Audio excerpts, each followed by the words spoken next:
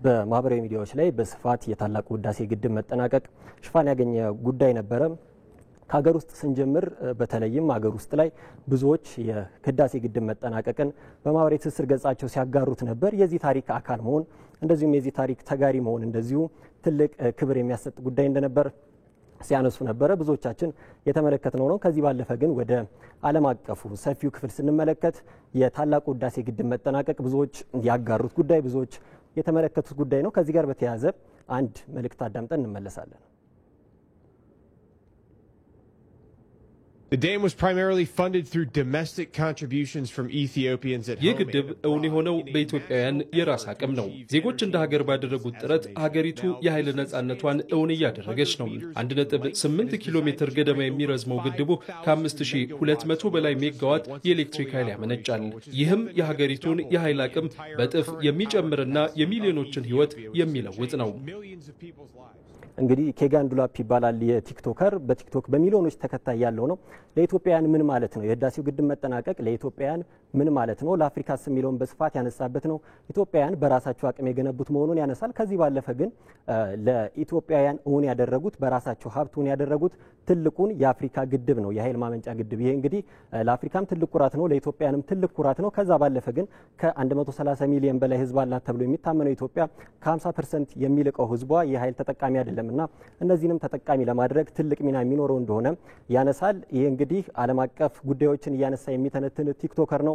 ብዙዎችም ይከተሉታል፣ በሀገር ውስጥም በውጭ ያሉ ሰዎች ማለት ነው። ከዛ ባለፈ ግን ደግሞ ይሄ የአፍሪካ ምሳሌ ሆነ ለአፍሪካ ትምህርት የሆነ ግድብ እውን መሆን ለአፍሪካውያንስ ምን አይነት ምሳሌ የሚሰጥ ነው የሚለውንም እንደዚሁ እናነሳለን። ከዚህ ጋር የተያያዘ አንድ አጭር ቪዲዮ ተመልክተን እንመለሳለን። They build this with their hard-earned money. ይህን ትልቅ ፕሮጀክት ሲገነቡ ኢትዮጵያውያን አንድ ሳንቲም ድጋፍ አላገኙም። በራሳቸው አቅም ነው እውን ያደረጉት።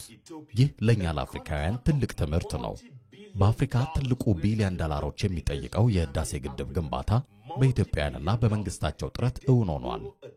ይሄ ግድብ ብቻ አይደለም፣ በኢትዮጵያ የተገነባ የአፍሪካውያን ትምህርት ማሳያ ሐውልትም ጭምር ነው።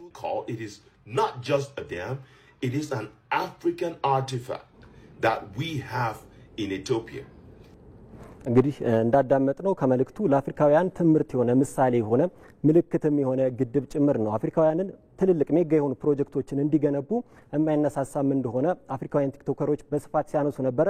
ከአፍሪካውያን ባለፍ ግን ዘረ አፍሪካውያን ይህ የህዳሴ ግድብ እንደ ዳግማዊ አድዋ የጥቁር ህዝብ ኩራት የሆነ እንደሆነ ሲያነሱ ነበረ። በህዳሴ ግድብ ምርቃት ላይ የነበሩት የባርቤዶስ ጠቅላይ ሚኒስትር ሚያ ሞትሊም እንደዚሁ ይህንን ሲያነሱ ተመልክተናል። የአፍሪካውያንን ያይችሉም ያይሰሩም የሚለውንም እንግዲህ ከዚህ በፊት የነበረ ትርክት የሚቀይር እንደሆነም ጭምር የሚነሳበት ነው።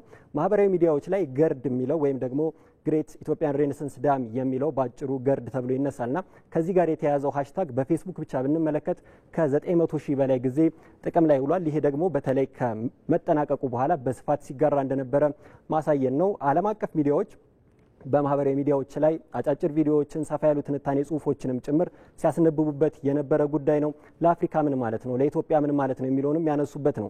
ከሰሞኑ ዘጋርዲያን በኢትዮጵያ ላይ አሁን ላይ በተለያዩ አካባቢዎች የኤሌክትሪክ ተሽከርካሪዎች በስፋት እየታዩ ነውና ይህንንም ጭምር ከታላቁ ህዳሴ ግድብ መጠናቀቅ ጋር ተያይዞ ኢትዮጵያውያን ወደ ኤሌክትሪክ ተሽከርካሪዎች የሚያደርጉት ሽግግር ታላቁ የኢትዮጵያ ህዳሴ ግድብ የሚያጠናክረው እንደሆነም ሲያነሳ ነበርና እንደ ትልልቅ የቲክቶክ ፔጆች ዴላም ፔጅ የሚባል 17 ሚሊዮን ተከታዮች ያሉት ፔጅ ያለውም እንደዚሁ ግለሰብ የኢትዮጵያን ድል አጋርቶ ከ2 ሚሊዮን በላይ ላይክ ኖሮታል። ከዛም በላይ ብዙዎች ያጋሩት ነበርና በማህበራዊ ሚዲያ ላይ ኢትዮጵያ ይህንን የታላቁን የኢትዮጵያ ህዳሴ ግድብ ማጠናቀቋ እንደዚሁ ደግሞ ስራ ማስጀመሯ ለአፍሪካውያን ምልክት የሚሆን የሀገሪቱን የኃይል እጦት የሚቀንስ እንደሆነ እንደዚሁ ደግሞ ትልልቅ ፕሮጀክቶች እንዲመጡም ማሳያ እንደሆነ በስፋት ሲጋራ ተመልክቻለሁ።